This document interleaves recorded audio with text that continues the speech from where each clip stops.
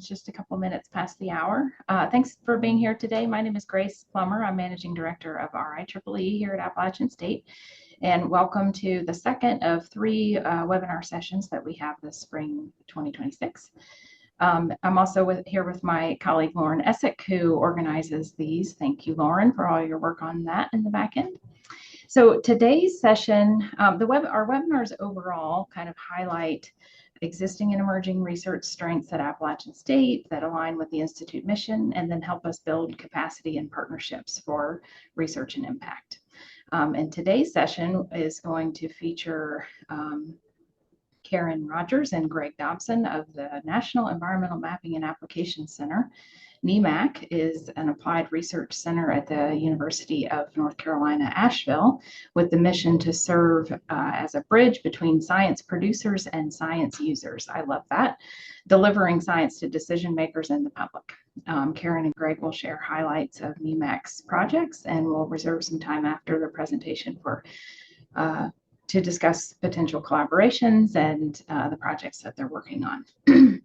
I just want to remind everyone before we get started that we do record our webinars. They are up on our YouTube channel for folks that would like to view after. We don't record the Q&A, but we just wanted to let you know about that. And also to give a reminder that our last session in the spring webinar series will be taking a slightly deeper dive into the NC Share computing and storage resource that's newly available to Appalachian faculty and staff.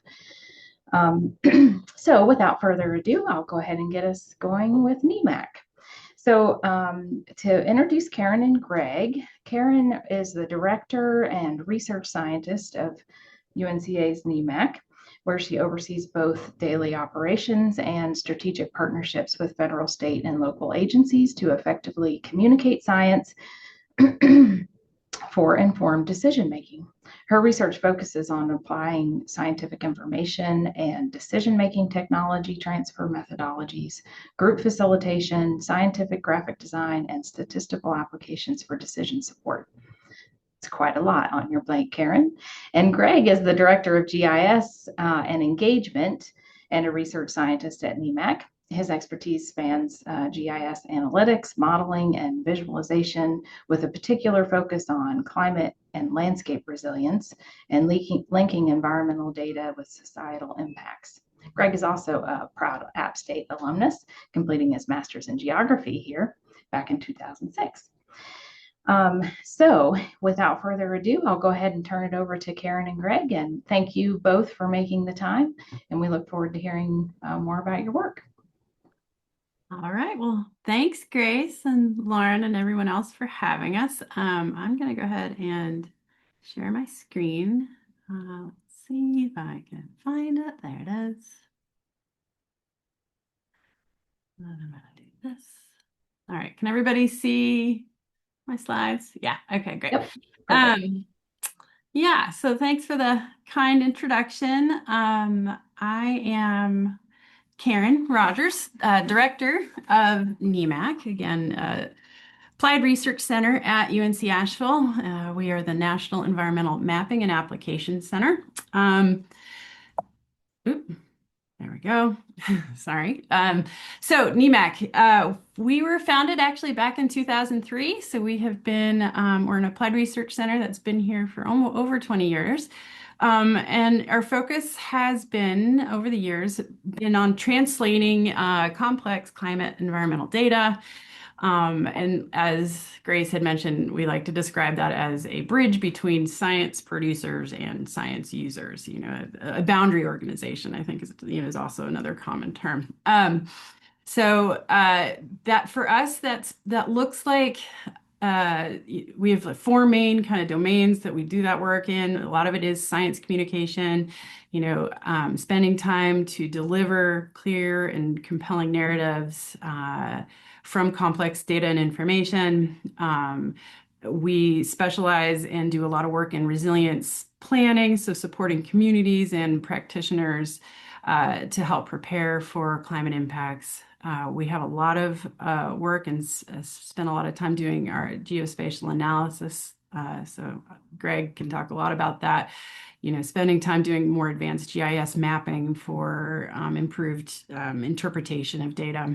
And then we also build a lot of digital interactive platforms for that decision-making space to essentially make that data more accessible to the end user. Our overall mission is to empower communities with innovative and actionable insights for a more resilient future. It's very important to us, as a group, as a team. We really strongly believe in, our social responsibility to help address climate change for the next generation. That's something that's very important, but also to help and use technology and innovation to empower our partners and other decision makers to help combat climate change. A main thread throughout a lot of our work and us being at the university is, this interest in workforce development. We have a large internship program, which I'll tell you about in a second, and serving as mentors to help build some of these future leaders in climate resilience and adaptation. And of course, having a positive work culture for all of us so that we can do our good work. Our team is a group of 10. We are a very interdisciplinary, multidisciplinary group, as you would imagine, as we spend time in these spheres. Most of us have some kind of science or environmental science background, but we do have specialists in GIS, software development, science communication, user research and UX, so usability, user interface design. That's a big part of the work we do, but all essentially interested in, have a desire to help make climate environmental data more accessible. There are three main approaches, our three pillars to our approach essentially, and kind of I've touched on this a bit, but the idea is that, innovation and technology is something that's very important to us as we approach every project or partnership. We're interested in moving research into the hands, into action, essentially into the hands of those in the public and private arenas, and really prioritizing useful, relevant data and analytics to do that. Of course, that requires us to stay abreast of a lot of the latest technology. So I would say we're a very tech literate group. Partnership and engagement is a big core part of the work we do, not only in the partnerships we have with federal agencies, local governments, non-governmental organizations, and others, but also in the engagement we have with the users and the end users of our work. And of course, a core thread is really the focus on adaptation and resilience of the communities and our natural environment to the work we're doing. So I would say, the main things we offer to our partners and to our stakeholders is kind of categorized in three different arenas. This under engage and empower essentially is one big element of the work we do is under the blanket of user research. And so we spend a lot of time understanding what our stakeholder and community needs are as we're developing solutions and projects. We spend a lot of time providing storytelling support. So that's a lot of translation support. And then we do a lot of technical training for our partner organizations as we're developing these products. Then, of course, there's the kind of more technical part is that we do a lot of custom software applications tailored to the specific need of our partner, but also the problem. And then the geospatial assessments are a big part of the synthesis of what we do. And then, as the other part of that is that the science communication and visual data representation are big parts. So this kind of it's a big sphere of work that every project kind of has one element of each one of these services in them. We aim to work across sectors, right? And it's important for us to get the right information to the right people. And so typically our main end users are decision makers, so those who are trying to make informed decisions about climate. but also community champions and practitioners who are doing the kind of the hard work on the ground, who are interested in, passionate about, sustainability and resilience and are invested in their communities. And then, of course, we also consider these other organizations that we work with that rely on data and research and support, these other public and private sector groups as some of our end users as well. So over the years, since we are founding in 2003, we've had I think it's over 90 different organizations we've partnered with on different projects. As an applied research center, we are 100% actually funded from these external partnerships and agreements and grants. And so it's a very diverse portfolio of work we've had with federal agencies, various state offices, other universities, nonprofits, private and local governments. Currently, right now, over the past few years, obviously the federal landscape has been changing. I know it's a challenge for most of us, but we currently still partner and get most of our funding from 3 or 4 main partners. One of them is NOAA's Climate Program Office, and we'll tell you a little bit more about that project with the U.S. Climate Resilience Toolkit. Also, NOAA's National Center for Environmental Information. They're obviously here in Asheville, and they've been a long-term partner of NEMAC since our founding. The National Fish and Wildlife Foundation has been a big partner for over 12 years. The U.S. Forest Service, the Southern Research Station, is across the street from us. But then, of course, other state offices like the North Carolina Department of Transportation and DEQ, and other local regional groups like Land to Sky, Regional Council, and others. It's really, for us, it's about relationships and having these strong long-term partnerships with a lot of our local and regional statewide organizations to do the work that we do. I mentioned earlier, the big part of our mission and interest here at UNCA is obviously the tie to the undergraduate internship experience. We have had over 220 undergraduate interns come through our program since the early days of NEMAC. These are paid internships, typically about 10 hours a week. What we do is we'll write as we write proposals and we write grants and agreements, we put in budgets for students to pay them. We typically hire junior and seniors. We've had a couple freshmen and sophomore work with us, but and it's spanned depending on the project. It's been we've hired folks from over 17 different majors across the campus. Typically, we tend to have interns from computer science, atmospheric science, new media, environmental studies. Those are kind of our big ones.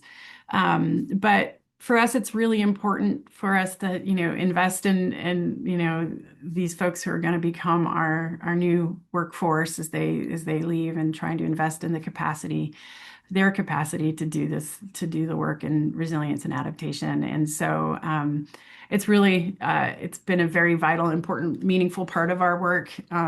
We've actually even hired a few of them to be on our staff over the years. But essentially they become a part of our project staff for every project we have. And so I think that's been really great. And so we have 6 current students right now. It's usually between 6 to 10 a semester. So I think right now what I'll do is I'm going to pivot and let Greg talk a little bit more about some of our specific projects. We have a lot of our active projects right now do kind of span this larger domain across resilience, environmental change, natural hazards. And I'll let him tell you a little bit about these 4 particular projects that we're currently working on that should be of interest. Greg, do you want me to do I'll do the slides. I need to unmute myself. Sorry. Yeah, you can just advance the slides for me. That'd be great. Thank you. Yeah, like Karin said, we've got just a few of our current projects that we wanted to highlight for you guys to give you a little bit of flavor in terms of some of the things that we do, some of the different areas that we work in, as Karen was previously mentioning. This first one that I'll talk about is a rather large project with the National Fish and Wildlife Foundation, or NIFWF, as they're commonly referred as. They're a large nonprofit based in Washington, D.C.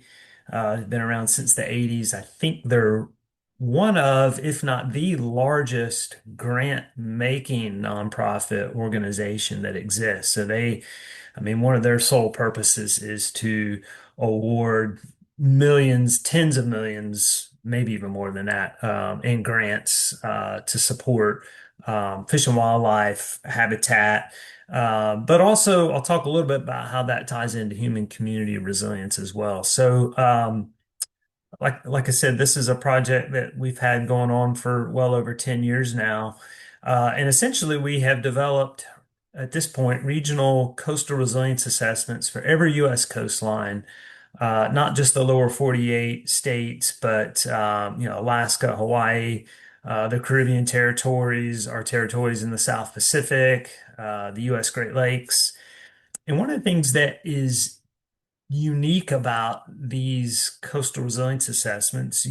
There's other coastal assessments out there, but one of the things that's unique about this is that it does not focus just on the narrow ribbon of coastline, but it really takes into account what are all the watersheds that are affecting the coastline, and it doesn't just focus on sea level rise. It takes into account a lot of different coastal hazards. I'll get into that in just a second.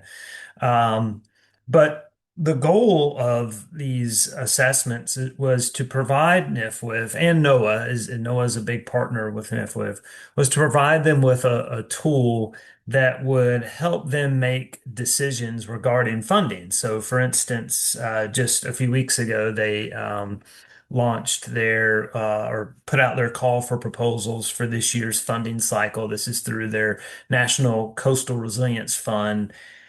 I think it's about $50 million that they have to award this year, and they're really interested in funding projects that will not only increase fish and wildlife habitat, but also have the dual benefit of increasing human community resilience as well.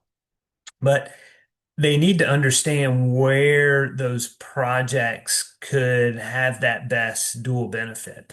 And so this assessment that we've completed for them gives them a way to sort of prioritize and better understand what's going on the ground in terms of where these projects are proposed.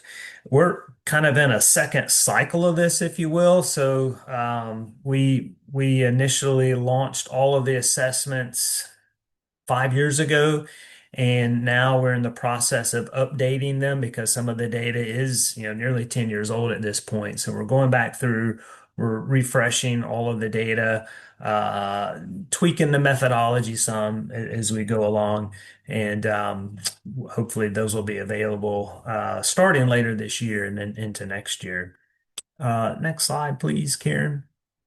Like I said, this is a combination of not just fish and wildlife habitat, but again, human community resilience as well. So one of the things that we do with these assessments is, and this is an exposure assessment, so we don't get into risk and vulnerability and that sort of thing, but we're just trying to understand where things are exposed to a variety of different coastal flood related hazards. So, yes, sea level rise, storm surge, but also just, heavy precipitation events, flooding that's due to that. So we look at things like just, the FEMA floodplain data. We look at soil characteristics, where soils are highly erodible or poorly drained. All of those different data sets kind of roll up into a series of different indices. And so we've got what we call our coastal hazard indices, if you will. But then again, the community piece is really important as well. And so we take into account things like social vulnerability, dense population, areas of dense population, critical infrastructure, critical assets, trying to understand, what are those pieces of infrastructure that a community would need to get back up and going immediately following, a major event like a hurricane or whatnot.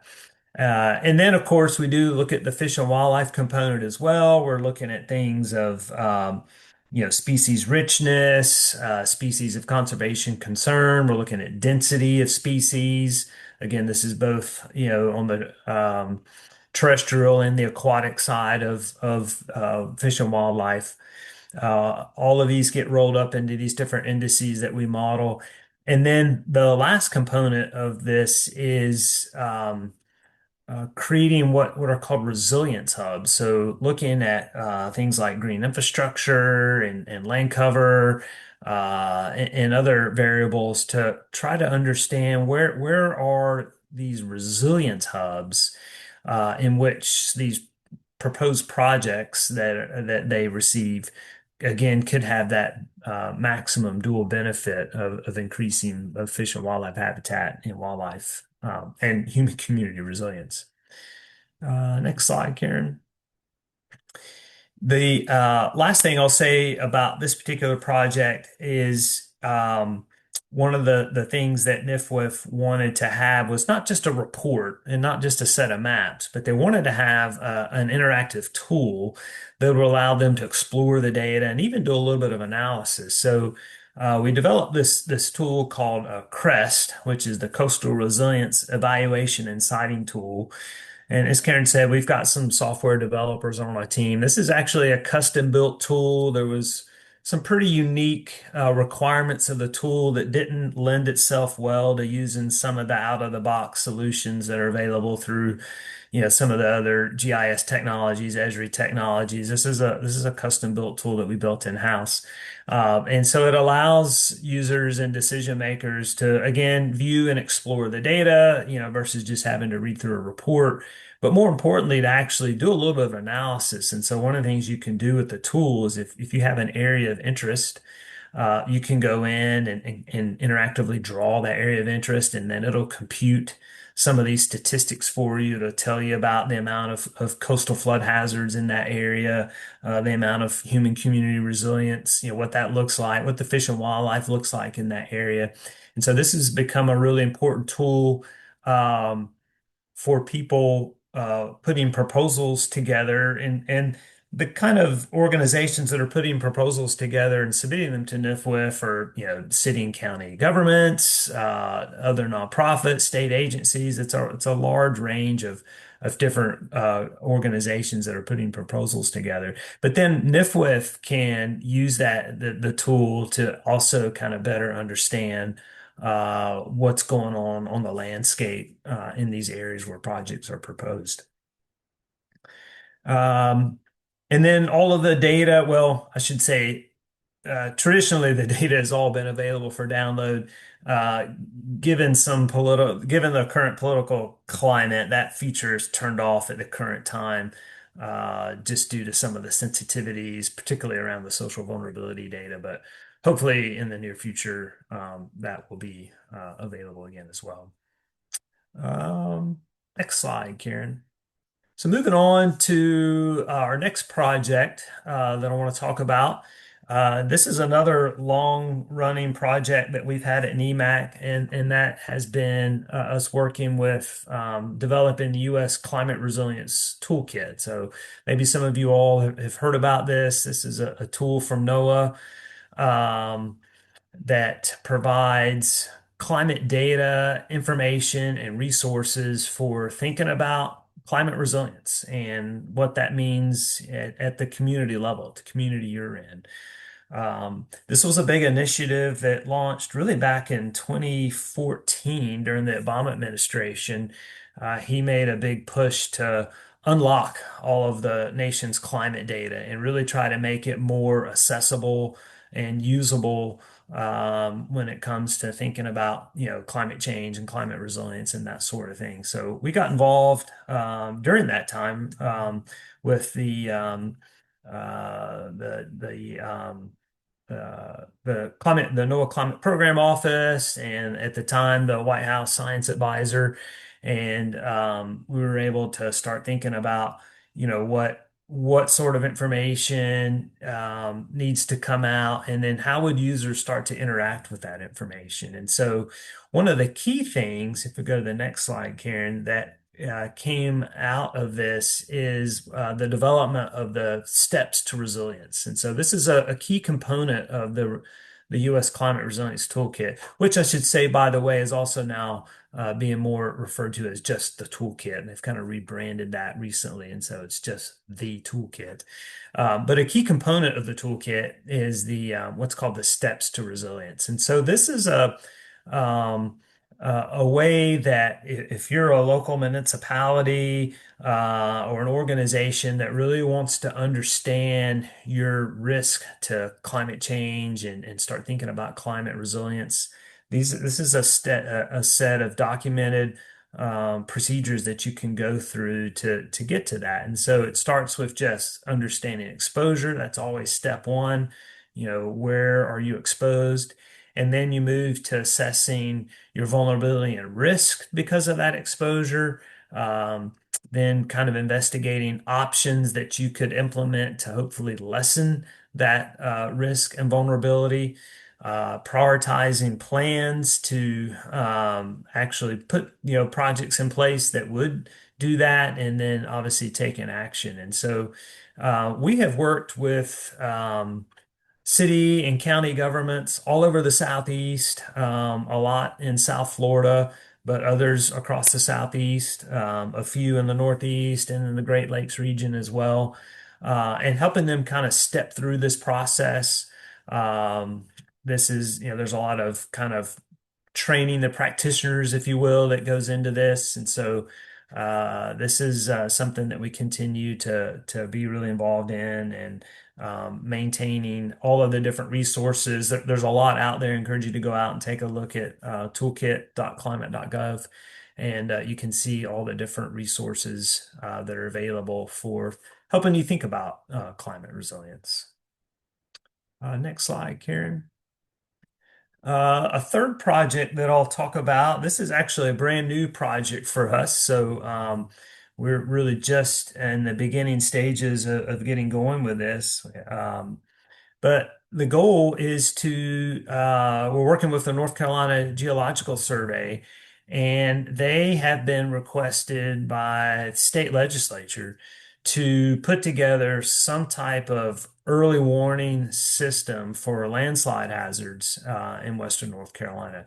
So obviously during Helene, as you might imagine, we had a lot of landslides, thousands of landslides in Western North Carolina. The number is really unknown because there were so many, but the best estimate currently is that well over several thousand landslides across Western North Carolina. And so this exposed a real critical gap in emergency preparedness when it comes to thinking about infrastructure, houses that are in landslide paths. Obviously a lot of people lost their lives during Helene due to landslides. And so the state is really interested in better understanding not just where the landslides are or have occurred historically, but what are some ways that we could perhaps warn people about, imminent hazards during major precipitation and storm events. So, currently there is no operational system. Nowhere in the country, actually, is there anything like this. Only a few other countries in the world even have something like this. So it's going to be a very state-of-the-art type of solution here.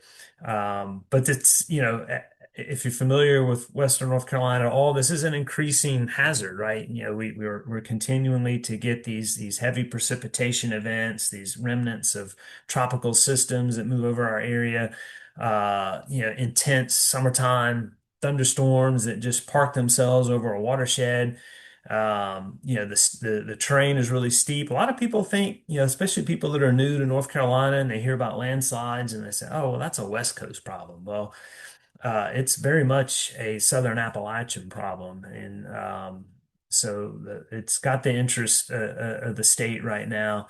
So we're starting to prototype some ways in which we could uh, allow the emergency management community, the National Weather Service, to better understand areas that are at a higher risk of landslide failure during these events. So some of the latest research suggests that if we get 5 inches of rain or more in a 24-hour period, then there's going to be widespread landslides. And so the goal here is to try to uh, hone in on some of the watersheds, some of the areas where this may be a greater concern. Karen, if you go to the next slide.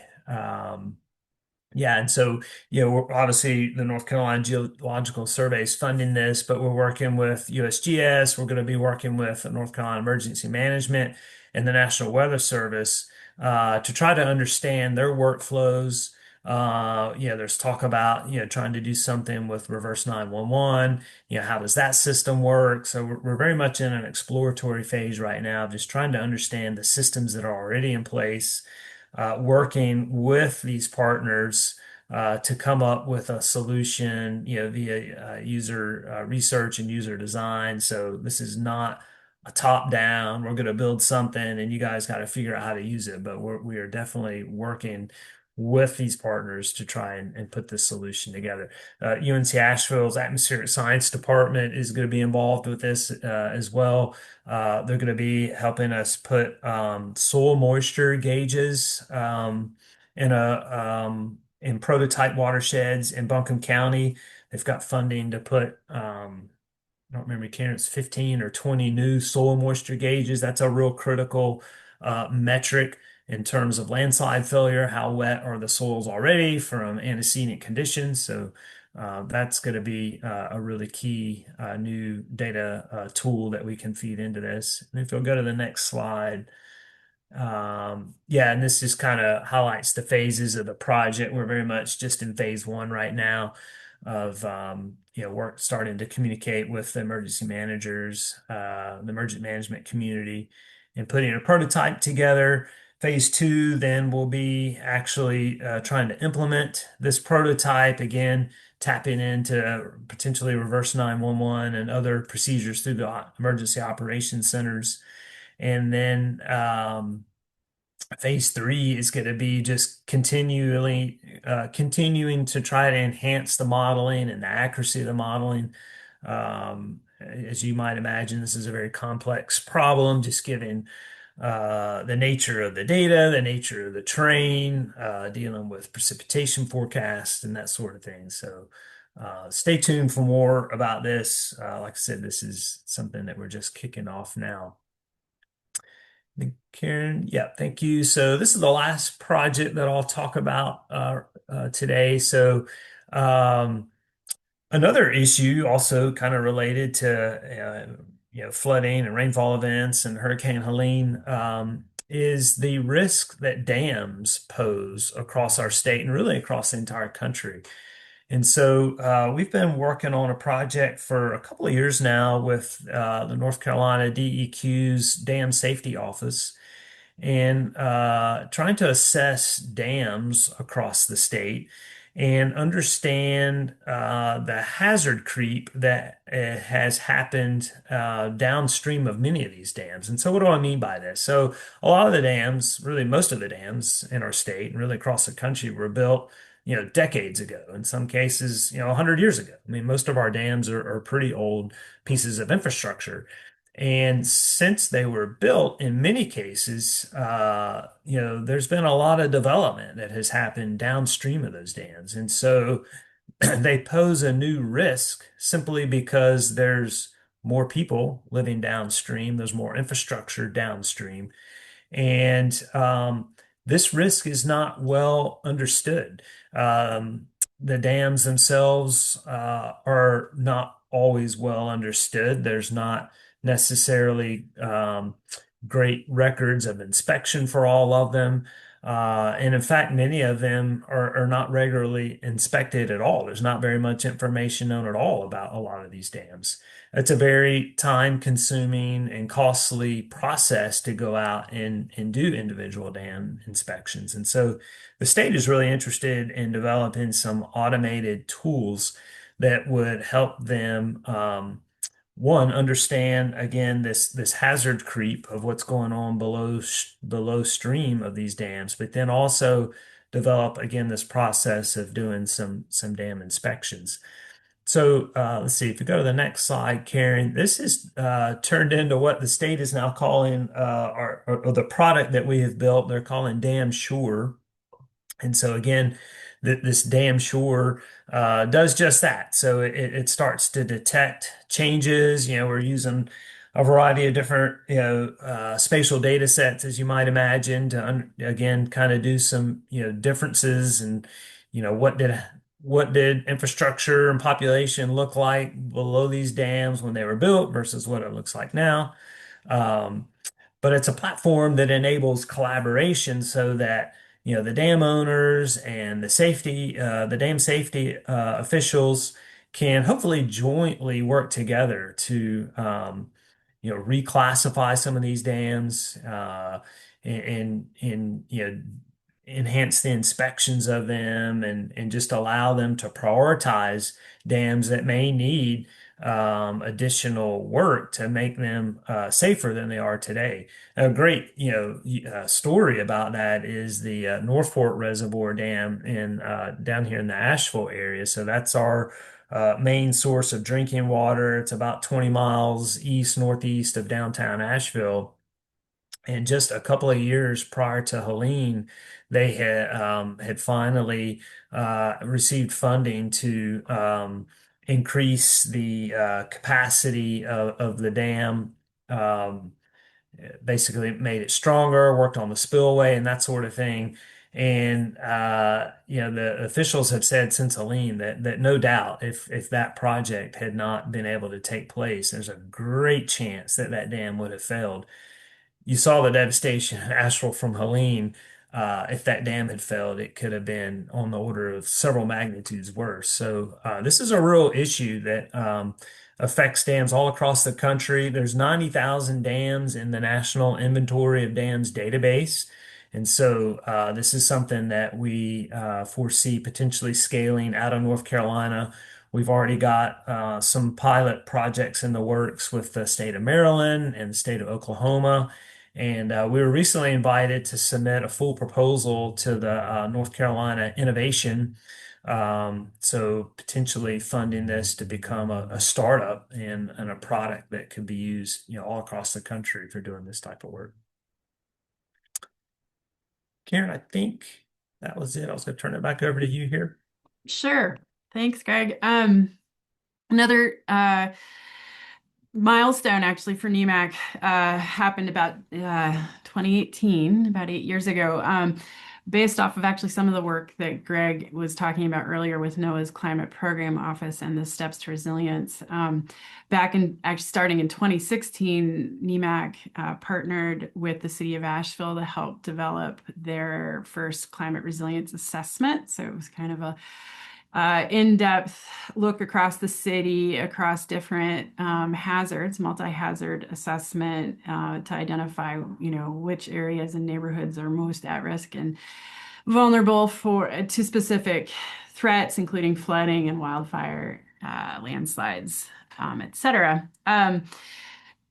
Soon after that, we had a group actually launch out of NEMAC, another startup called Fernleaf. Some of you may have come across their work before. And they're another group about 10 people, about the same size as NEMAC here in Asheville. And they are now exclusively working with Just Communities to do that exact work that we had started doing resilience assessments for various communities. So they've worked with Charleston and West Palm Beach and various communities and have been very involved with the regional recovery of since Helene and doing the work with resilience.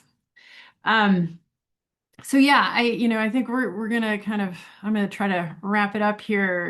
We at NEMAC, obviously, we've got an interest in doing good work that's user-centered and mission-driven to tackle various environmental and climate challenges. I think we bring a kind of a unique combination of capabilities to working with our partners. Obviously a basis in science, but this thread of using user-centered design throughout our work. We're interested and believe in doing kind of this end-to-end delivery where we start with data analysis all the way to the kind of finished product of doing a public-facing application with our partners. And we like to work with partners who share our commitment to resilience and adaptation. And we find those partners all over, different sectors from the government to academia to nonprofits.